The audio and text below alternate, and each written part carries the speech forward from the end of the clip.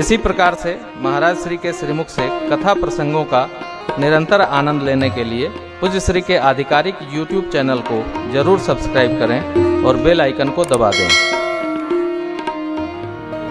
सरकार दूल्हे स्वरूप में अश्वारूढ़ होकर चले। देवता तो बारात में सम्मिलित हो गए और देवांगनाएं मेरी माँ का श्रृंगार करती है। उमा, रमा, शची, ब्रह्माणी सब माँ का श्रृंगार करती है। आरती लेकर के माँ सुनैना सखियों के साथ में दूल्हा सरकार की दर्शन के लिए चली। आनंद का पारावार नहीं। धरती और आकाश, देवता लोग पुष्प की वृष्टि करते हैं, विद्वान लोग वेद मंत्र का उच्चारण करते हैं। अर्घ दिया गया, आरती किया माँ सुनैना जी ने, मंडप में प्रवेश हो गया। एक बार भाव श्रद्धा से बोलिए दूल्हा सरकार की जय। दूल्हा सरकार मंडप में विराजे, माताएं आरती करती हैं। बैठारी आसन आरती करिनी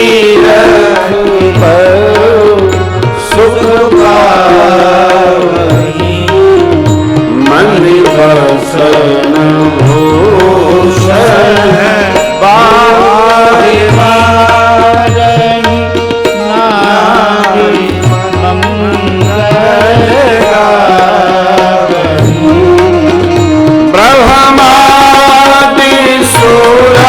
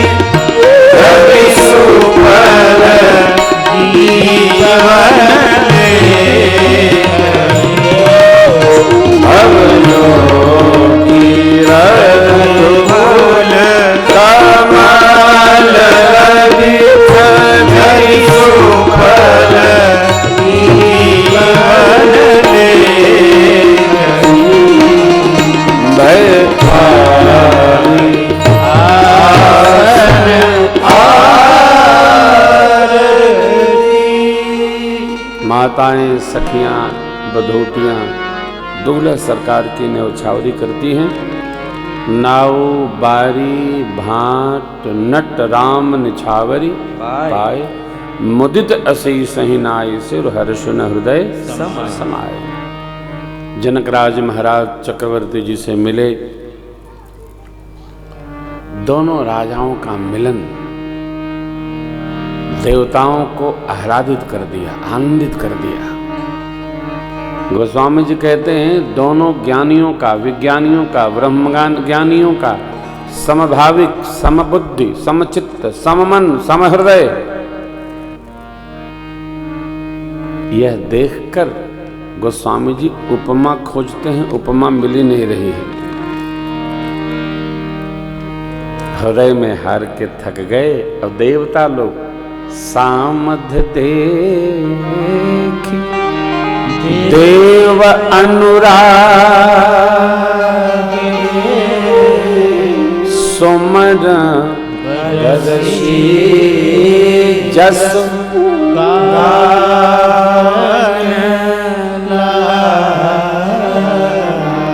दोनों महाराजाओं के दिव्य भाव की परिकल्पना करके देवता पुष्प वृष्टि करके आनंदित हो रहे हैं और सोच रहे हैं जग बिरंची उपजावा जब देखे सुने ब्याह हम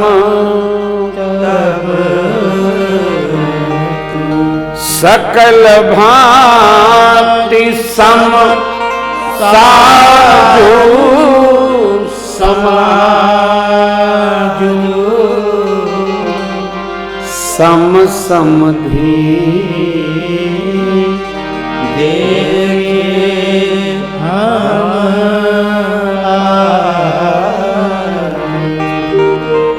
सम माने बराबर, धी माने बुद्धि।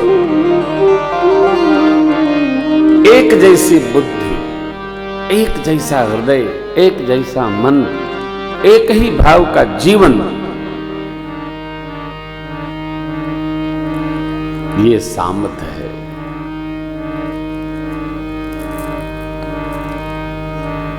विचारों की ऐक्यता, आज मैंने बैठते आपसे निवेदन किया, विचारों की ऐक्यता, भाव में समान व्यवहार, चित्त की सहजावस्था, उभय बोध ढूंढे ढूंढे मिलता है। एक मन, एक हृदय, एक विचार, एक संकल्प, एक भाव, एक जीवन की विपर्या। देवता गदगद हैं देखकर, विचार कर, और वो प्रशंसा कर रहे हैं। जनक जी महाराज चक्रवर्ती महाराज को मंडप में ले आए। मंडप कैसा बना है जो मुनियों के मन का भी हरण कर लेता है।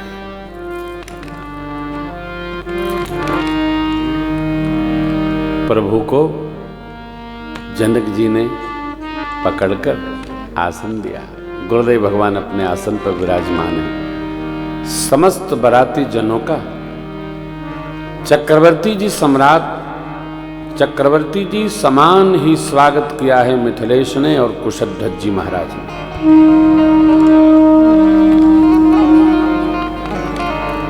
किसी को कोई अभाव नहीं, किसी को किसी बात की कोई कष्ट नहीं।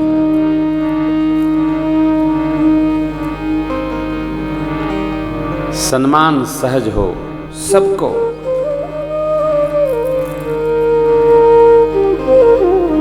बाबा ने कहा, वामदेव आदिक ऋषय पूजे मुदीर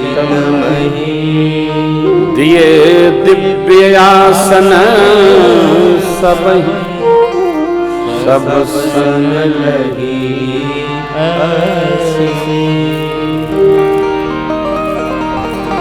सभी ऋषि मुनियों का पूजन किया है मिथिलेश ने, सबका सम्मान भया। यथा योग्य, कहाँ विधि का पालन करते हैं।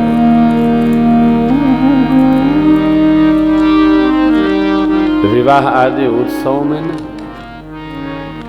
वाद्य इतना मधुर बजना चाहिए कि आप एक दूसरे के बारे में जानकारी ले सको, संवाद कर सको। अब तो लोग नहीं बोलते हैं क्योंकि जानते हैं कि वो तेज बजते ही नहीं है, उनकी कथा में मधुर वाद्य बजता है। वरना तो पहले तो इतने बाजा बजवाते थे, वो चोंगा लगा देते थे, वो इतना चिल्लाता था, आवाजें नहीं आती थी।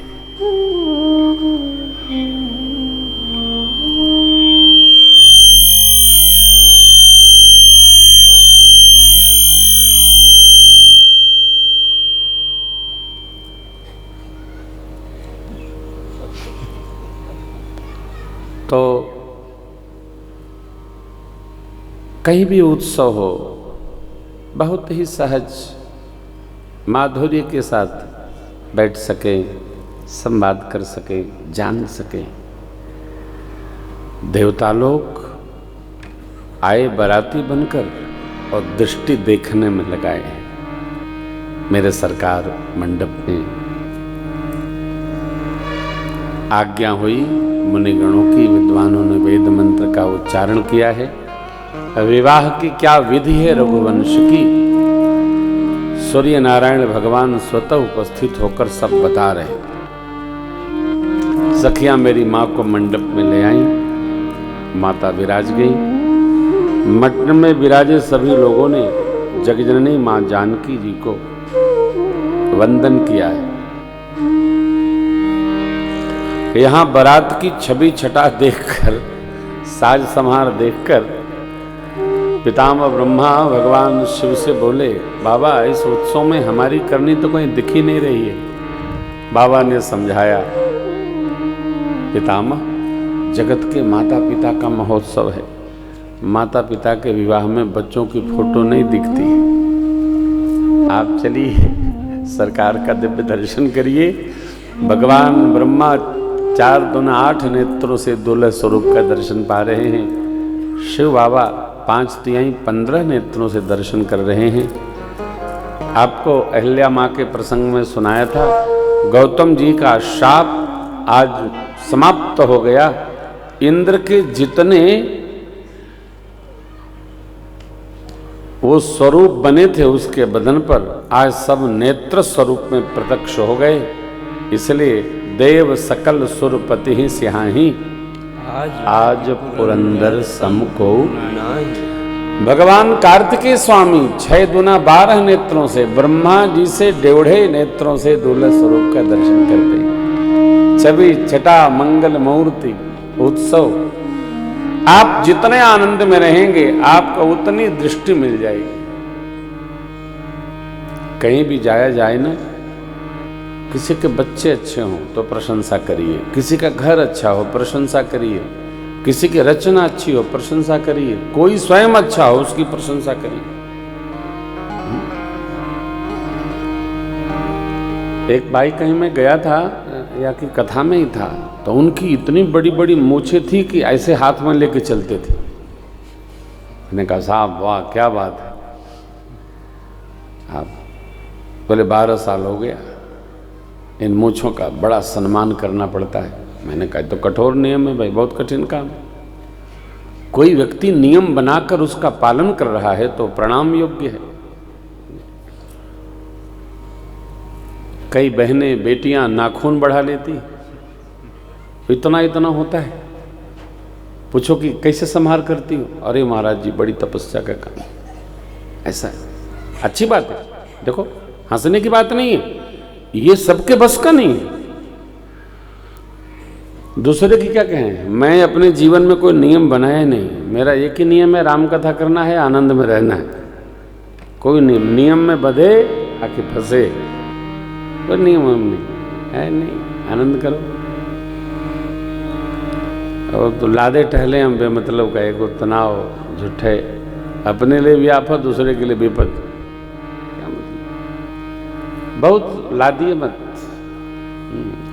अपने चाहे जैसे रहिए, दूसरे के लिए त्रास न बनिए। बहुत पहले हम चाय नहीं पीते थे, लेकिन ये भी नहीं कहते कि नींबू है क्या, है?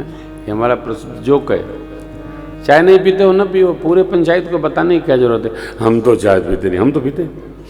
ये क्या, कई लोग नहीं पीते हैं तो जो पीता है उसका निरादर जरूर करते हैं। एक कथा में मैं बैठा, जब कथा के बाद चाय मिलती थी तो बाबूजी यही कहते थे कि हमने कभी चाय नहीं पी।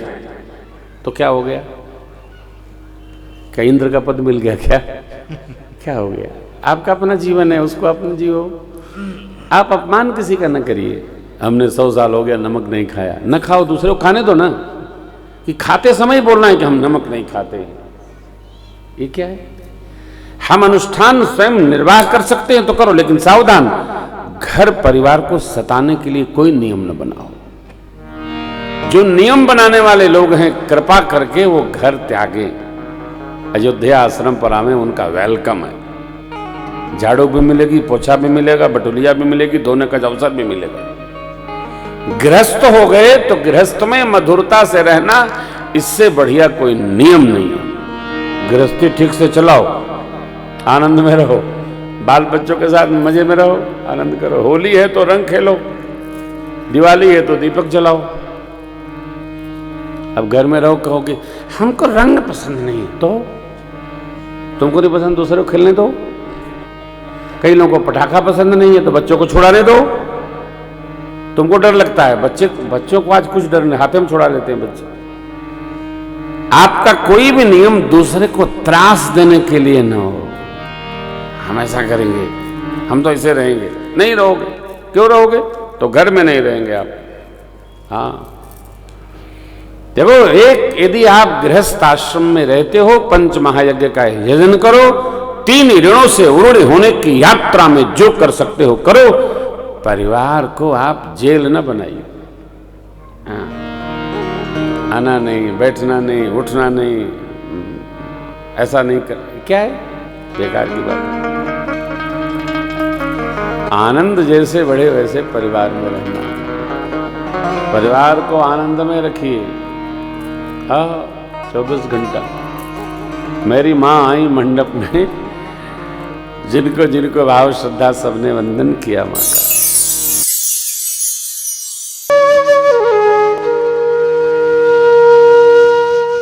इसी तरह सुनते रहिए, चैनल को सब्सक्राइब करिए, बेल आइकन को दबा दीजिए और पुण्य अर्जन के लिए अपनों में शेयर करिए।